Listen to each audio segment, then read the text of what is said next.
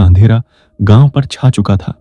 हवाओं में एक अजीब सी ठंडक थी और चारों ओर सिर्फ खामोशी का राज। लोग कहते हैं कि गांव के पास एक पुरानी रेलवे टनल है जिसे लोग भूतिया रेलवे टनल कहते हैं जो भी वहां रात के समय जाता है उसे कुछ अनजानी ताकत महसूस होती है और कभी कभी किसी के साथ कोई नजर न आने वाला साथी भी चल पड़ता है। कहानी आदित्य और मीरा। दोनों दोस्तों ने हिम्मत जुटाई और उस भूतिया टनल की ओर चल पड़े। टनल के पास आते ही ठंडी हवाएं और अजीब सन्नाटा उनका स्वागत कर रहे थे। टनल के भीतर घुसते ही उनके कदमों की आहट, गीले पत्थरों की गंध और पुरानी दीवारों पर लगे कवच और टैग उनकी आंखों के सामने चमक रहे थे। मीरा ने डरते हुए कहा, आदित्य, क्या तुमने वो आवाज सुनी? आदित्य ने सिर हिलाया।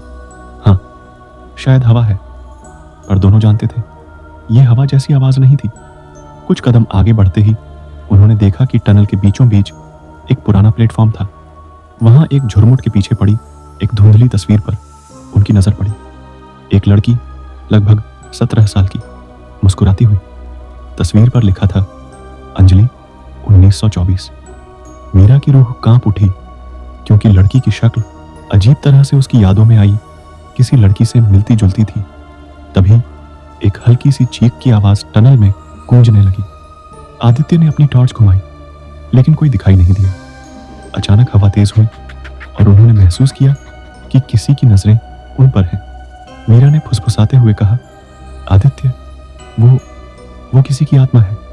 आदित्य ने तस्वीर को उठाया और टनल की दीवार पर लगा दिया। उसी पल टनल की दीवारों से पानी की बूंदें टपकने लगीं और हवा में एक रोशनी की झलक आई।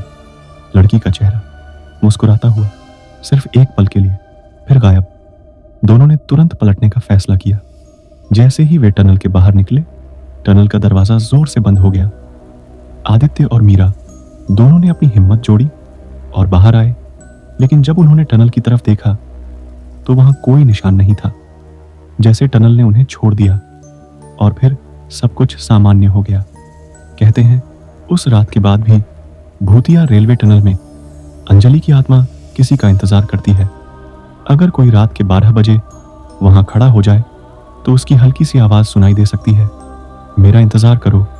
इस कहानी का मतलब है कि कभी कभी कुछ बातें हमारे समझ से परे होती हैं और कुछ आत्माएं अपनी तकदीर के अनुसार इंतजार करना नहीं छोड़ती।